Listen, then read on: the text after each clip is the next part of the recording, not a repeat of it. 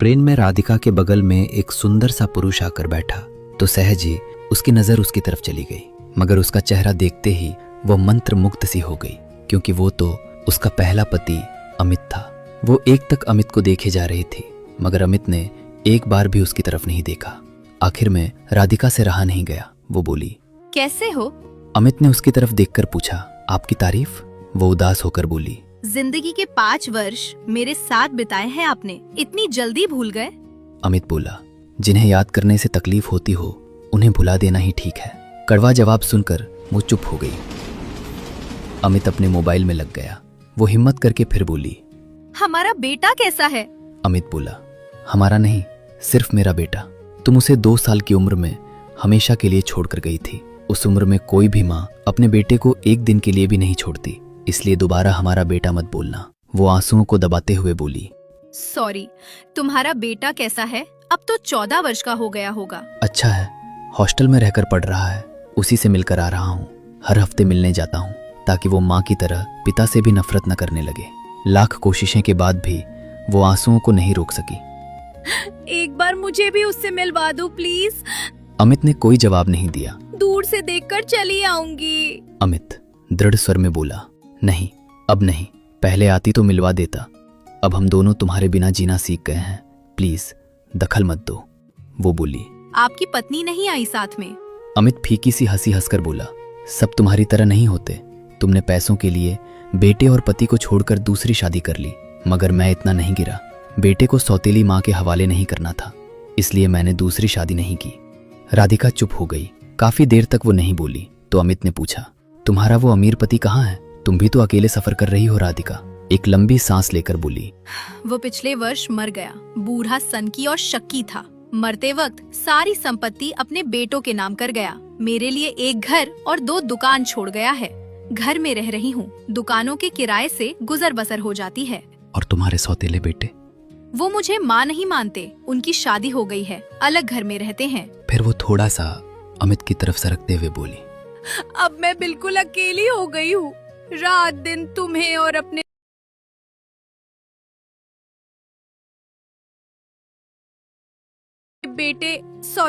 तुम्हारे बेटे को याद करके रोती रहती हूँ। इतना कहते ही राधिका की रुलाई आ गई।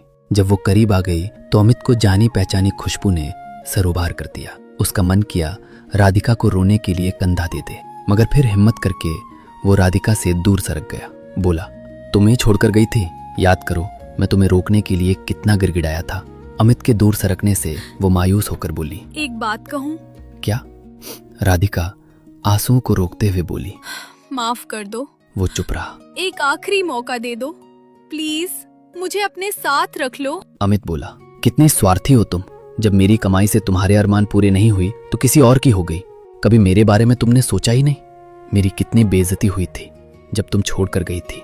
मैं आज भी अकेले जी रहा हूँ, मैं भी उदास होता हूँ, तन्हाइयों में रोता हूँ। अब तुम्हारा कोई नहीं रहा तो फिर मेरे पास लौटना चाहती हो? आज मैं भी पैसे वाला हूँ, मेरे पास भी गाड़ी बंगला सब कुछ है। तुमने थोड़ा सा इंतजार नहीं किया क्योंकि तुम्हें मुझ पर भरोसा ही नहीं था। आज किस हक से मेरे पास लौटना चाहती हो? अगर तुम लौट आई तो हर रोज तुम्हें देखकर मुझे मेरे बुरे दिन याद आएंगे। तुमने मुझे मेरे बुरे दिनों में छोड़ा था, टूट कर बिखर गया था। मैंने बड़ी मुश्किल से जीना सीखा है। अब अगर तुम्हें साथ रखूंगा तो मेरा स्वाभिमान मुझे जीने नहीं देगा। इतना कहकर वो खड़ा हो गया क्योंकि अमित के उतरने का स्टेशन आ गया था। अमित के जाने के बाद वो उस जगह पर हाथ फेर कर आंसू बहाने लगी जहां से वो उठ कर गया था। आज राधिका को आभास हो गया था कि कुछ लोगों को खो देने के बाद वे दोबारा नहीं मिलते। आपको क्या लगता है, क्या अमित ने राधिका को ना अपना कर सही किया या गलत? अपना जवाब नीचे कमेंट जरूर करें। और आपको ये वीडियो कैसी लगी ये भी हमें कमेंट में जरूर बताएं। ट्रेन में राधिका के बगल में एक सुंदर सा पुरुष आकर बैठा तो सहज ही उसकी नजर उसकी तरफ चली गई, मगर उसका चेहरा देखते ही वो मंत्र मुग्ध सी हो गई, क्योंकि वो तो उसका पहला पति अमित था। वो एक तक अमित को देखे जा रही थी, मगर अमित ने एक बार भी उसकी तरफ नहीं देखा। आखिर में राधिका से रहा नहीं गया, वो बोली, कैसे हो? अमित ने उसकी तरफ देखकर पूछा, आपकी तारीफ? वो उदास होकर बोली, जिंदगी के 5 वर्ष मेरे साथ बिताए हैं आपने, इतनी जल्दी भूल गए? अमित बोला, जिन्हें याद करने से तकलीफ होती हो उन्हें भुला देना ही ठीक है। कड़वा जवाब सुनकर वो चुप हो गई। अमित अपने मोबाइल में लग गया। वो हिम्मत करके फिर बोली। हमारा बेटा कैसा है? अमित बोला, हमारा नहीं, सिर्फ मेरा बेटा। तुम उसे 2 साल की उम्र में हमेशा के लिए छोड़कर गई थी। उस उम्र में कोई भी माँ अपने बेटे को एक दिन के लिए भी नहीं छोड़ती, इसलिए दोबारा हमारा बेटा मत बोलना। वो आंसुओं को दबाते हुए बोली। सॉरी, तुम्हारा बेटा कैसा है? अब तो 14 वर्ष का हो गया होगा। अच्छा है, हॉस्टल में रहकर पढ़ रहा है, उसी से मिलकर आ रहा हूँ। हर हफ्ते मिलने जाता हूँ ताकि वो माँ की तरह पिता से भी नफरत न करने लगे। लाख कोशिशें के बाद भी वो आंसुओं को नहीं रोक सकी। एक बार मुझे भी उससे मिलवा दो प्लीज। अमित ने कोई जवाब नहीं दिया। दूर से देखकर चली आऊंगी। अमित दृढ़ स्वर में बोला, नहीं, अब नहीं। पहले आती तो मिलवा देता। अब हम दोनों तुम्हारे बिना जीना सीख गए हैं, प्लीज दखल मत दो। वो बोली। आपकी पत्नी नहीं आई साथ में? अमित फीकी सी हंसी हंसकर बोला, सब तुम्हारी तरह नहीं होते। तुमने पैसों के लिए बेटे और पति को छोड़कर दूसरी शादी कर ली, मगर मैं इतना नहीं गिरा। बेटे को सौतेली माँ के हवाले नहीं करना था, इसलिए मैंने दूसरी शादी नहीं की। राधिका चुप हो गई। काफी देर तक वो नहीं बोली तो अमित ने पूछा, तुम्हारा वो अमीर पति कहाँ है? तुम भी तो अकेले सफर कर रही हो। राधिका एक लंबी सांस लेकर बोली, वो पिछले वर्ष मर गया। बूढ़ा सनकी और शक्की था। मरते वक्त सारी संपत्ति अपने बेटों के नाम कर गया। मेरे लिए एक घर और 2 दुकान छोड़ गया है। घर में रह रही हूँ, दुकानों के किराए से गुजर बसर हो जाती है। और तुम्हारे सौतेले बेटे? वो मुझे माँ नहीं मानते। उनकी शादी हो गई है, अलग घर में रहते हैं। फिर वो थोड़ा सा अमित की तरफ सरकते हुए बोली, अब मैं बिल्कुल अकेली हो गई हूँ। रात दिन तुम्हें और अपने तुम्हारे बेटे को याद करके रोती रहती हूँ। इतना कहते ही राधिका की रुलाई आ गई। जब वो करीब आ गई तो अमित को जानी पहचानी खुशबू ने सरोबार कर दिया। उसका मन किया राधिका को रोने के लिए कंधा दे दे, मगर फिर हिम्मत करके वो राधिका से दूर सरक गया। बोला, तुम्हें छोड़कर गई थी, याद करो मैं तुम्हें रोकने के लिए कितना गिड़गिड़ाया था। अमित के दूर सरकने से वो मायूस होकर बोली, एक बात कहूँ? क्या? राधिका आंसुओं को रोकते हुए बोली, माफ कर दो। वो चुप रहा। एक आखिरी मौका दे दो प्लीज, मुझे अपने साथ रख लो। अमित बोला, कितनी स्वार्थी हो तुम। जब मेरी कमाई से तुम्हारे अरमान पूरे नहीं हुई तो किसी और की हो गई। कभी मेरे बारे में तुमने सोचा ही नहीं। मेरी कितनी बेइज्जती हुई थी जब तुम छोड़ कर गई थी। मैं आज भी अकेले जी रहा हूँ। मैं भी उदास होता हूँ, तन्हाइयों में रोता हूँ। अब तुम्हारा कोई नहीं रहा तो फिर मेरे पास लौटना चाहती हो? आज मैं भी पैसे वाला हूँ, मेरे पास भी गाड़ी बंगला सब कुछ है। तुमने थोड़ा सा इंतजार नहीं किया क्योंकि तुम्हें मुझ पर भरोसा ही नहीं था। आज किस हक से मेरे पास लौटना चाहती हो? अगर तुम लौट आई तो हर रोज तुम्हें देखकर मुझे मेरे बुरे दिन याद आएंगे। तुमने मुझे मेरे बुरे दिनों में छोड़ा था, टूट कर बिखर गया था। मैंने बड़ी मुश्किल से जीना सीखा है।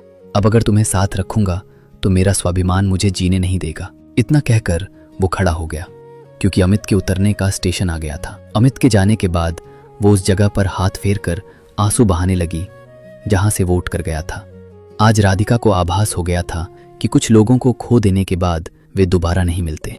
आपको क्या लगता है, क्या अमित ने राधिका को ना अपना कर सही किया या गलत? अपना जवाब नीचे कमेंट जरूर करें और आपको ये वीडियो कैसी लगी ये भी हमें कमेंट में जरूर बताएं। ट्रेन में राधिका के बगल में एक सुंदर सा पुरुष आकर बैठा तो सहज ही उसकी नजर उसकी तरफ चली गई, मगर उसका चेहरा देखते ही वह मंत्र मुग्ध सी हो गई क्योंकि वो तो उसका पहला पति अमित था। वो एक तक अमित को देखे जा रही थी, मगर अमित ने एक बार भी उसकी तरफ नहीं देखा। आखिर में राधिका से रहा नहीं गया। वो बोली, कैसे हो? अमित ने उसकी तरफ देखकर पूछा, आपकी तारीफ? वो उदास होकर बोली, जिंदगी के 5 वर्ष मेरे साथ बिताए हैं आपने, इतनी जल्दी भूल गए? अमित बोला, जिन्हें याद करने से तकलीफ होती हो उन्हें भुला देना ही ठीक है। कड़वा जवाब सुनकर वो चुप हो गई। अमित अपने मोबाइल में लग गया। वो हिम्मत करके फिर बोली, हमारा बेटा कैसा है? अमित बोला, हमारा नहीं, सिर्फ मेरा बेटा।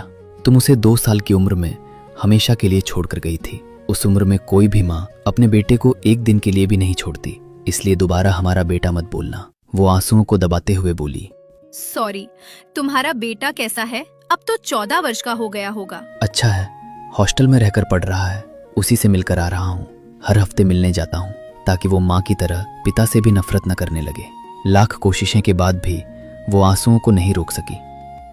एक बार मुझे भी उससे मिलवा दो प्लीज।